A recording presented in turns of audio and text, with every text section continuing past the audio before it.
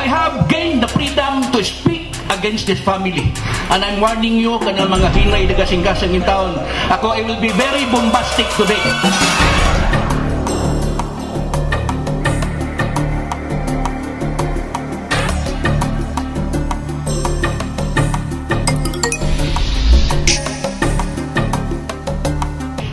Because I cannot emphasize to you kung unsang gihimo sa mga amante kung dili na ko karon ibuo ang kasakit na niya sa akong dughan.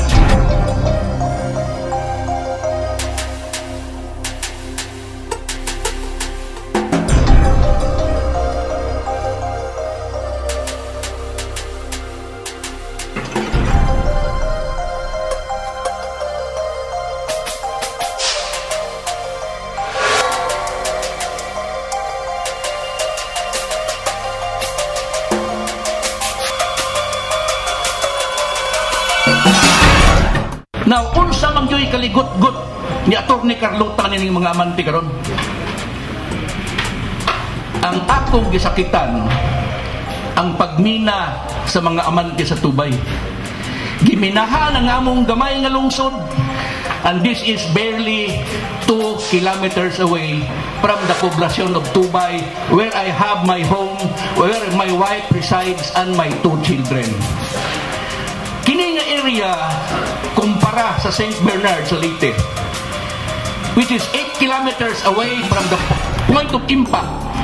Pagbuto ni atong landslide, ni sirit ang bato, the boulders, the rocks, the muds, and it buried the entire community of St. Bernard. 8 kilometers. In Tubay, this is only barely 2 kilometers away from the population. Na ako kapuyo. Ingon ana kaduol kining area nga giminahan sa mga amante. This is a small scale mining operation nga gihatag niya ng 3 companies, SR, Galeo and MIRL. Sanar, I'm sorry. For 20 hectares per company. Ang gihimo karon kay gamhanan man lagi ang mga amante nga nagdaan ini nga mga minahan. Gihimo na karon nga 300 hectares kada kompanya nga gamina sa Tubay. Aside from the fact that this is a small-scale mining nga unta, that only to piko-piko, pala-pala. Kaya that's the nature of a small-scale mining permit. Kuto bergi ka, piko-piko, pala-pala. Ang gida dito sa tulok at kumpanya, worth 84 million peso worth of heavy equipment. Ingon ana nga mga violations ang gihimo. Aside from the fact nga kini nga mga areas is a bird and fish sanctuary. Bawal under the mining law to operate any mining of any kind before a fish and bird sanctuary.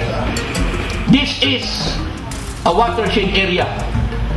Watershed area of Tubay. And this is the worst.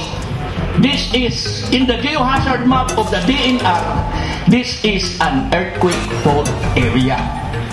Can you imagine ang among bagabation dyan na ikamay ka tremor? Mura na may taon o kuwan, grabe na kalisang na mo Tubay, karoon nga mga panahon na. Because, di man, mingon sila nga, di man na, roll man, unsa kay, kuwan man na, layo, kuwan man na, layo. Who are you to say that? Are you God?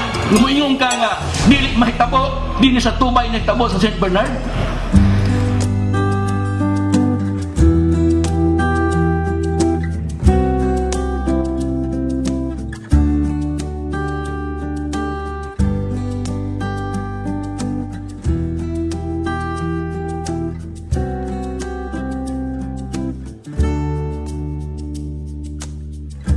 Minsan madarama mong kaibigan ng problema. Minsan mahihirapan ka at masasabing di ko na kaya. Tumingin ka lang sa langit, baka sakaling may masumpungan, o di kaya ako'y bahagi. They don't care. They're not concerned whether you die or you live. First thing in the morning, humana mo file ang kaso, nitawag si Idil Amante kang Engineer Sangjan. Dong, unsa man yung inyong gipile nga kaso? Wa pa mo kahibaw nga ako'y kadani ning si Eresi o kaning mining companies din eh. Ako ning mga mina. Hindi nyo, bawal yung ginagawa nyo. Okay? Hindi nyo ba? Alam na road dito. It's not an old road. Dito sa new road. Ginawa lang nila to. Ginawa to ng minahan. Kaya pa na dito. Ginawa for the fact that this has been established. Ano yung bahay nyo? Saan? Saan yung bahay nyo?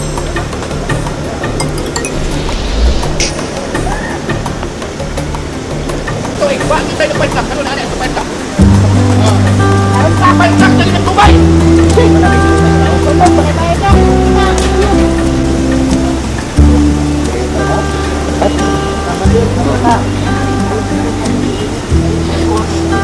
Yung mga pagdating kami dyan.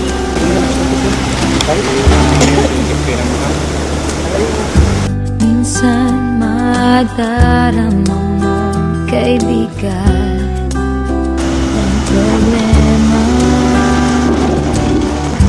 Minsan mahihirapan ka at masasabi, di ko na kaya. Tumingin ka lang sa langit, baka sakaling may masumpungan. Di kaya ako pahagin, malalaman mong kahit kailan tawag ka. Di kita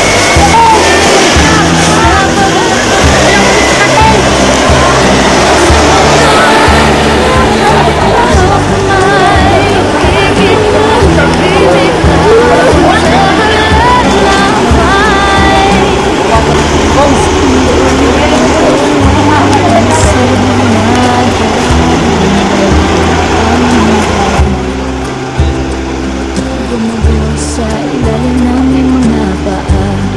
At ang akos ng problema,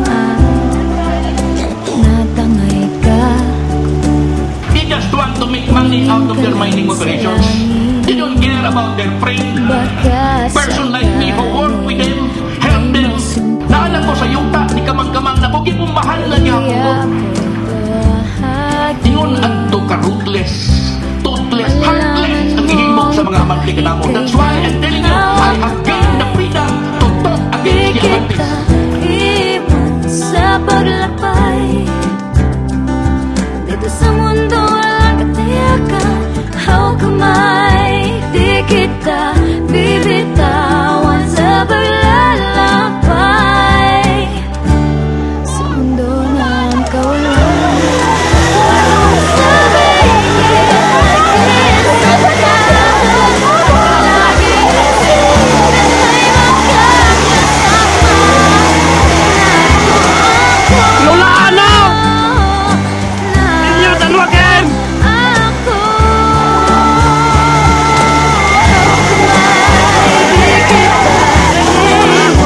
sa paglakbay. Dito sa mundo walang katiyakan, hawak kamay. Di kita bibitawan sa paglalakbay. Sa mundo ng kawalan, huwag mong sabihin nag-isa ka. Lagi isipin may makakasama. Narito ako, narito ako.